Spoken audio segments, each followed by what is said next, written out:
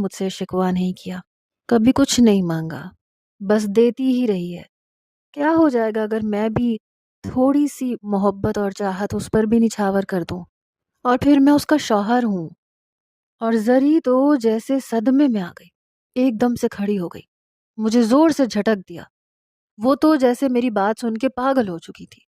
کہنے لگی، حیدر سلطان، تم اس کی طرف اس لیے مائل ہو رہے ہو نا کہ وہ تمہیں تمہارا وارث دے رہی ہے، وہ میں بھی تمہیں دے سکتی ہوں، بلکہ اب تو ہمیں بچے کے بارے میں سنجیدگی سے سوچنا چاہیے، کیونکہ میں نے محسوس کیا ہے کہ میں جب بھی تم سے بچے کی بات کرتی تھی تم ٹال مٹول سے کام لیتے تھے۔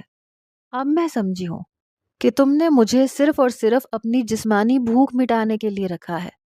بیوی کا درجہ تو تم کب سے حبیبہ کو ہی دیتے ہو اور اسی کو اپنے بچے کی ماں بناؤ گے۔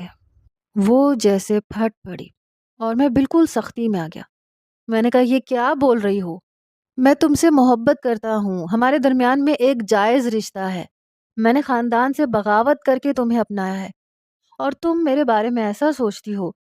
تمہیں شرم آنی چاہیے۔ میں غصے سے لال پیلا ہو چکا تھا، مجھے اس کی سوچ پہ افسوس ہو رہا تھا۔ کہنے لگی، نہیں، پھر تم بچے کے بارے میں کیوں نہیں سوچتے؟ میں جانتی ہوں تم بھی مجھے پیلز کھلاتے رہو تاکہ مجھے کبھی بچہ نہ ہو۔ میں اب تمہارے مزاج سے اچھی طرح سے واقف ہو چکی ہوں، تم مجھ سے بچہ چاہتے ہی نہیں ہو اور نہ اپنی زندگی کو پیچیدہ بنانا چاہتے ہو، تم نے مجھے بس اپنی رکھیل بنا کے رکھا ہے۔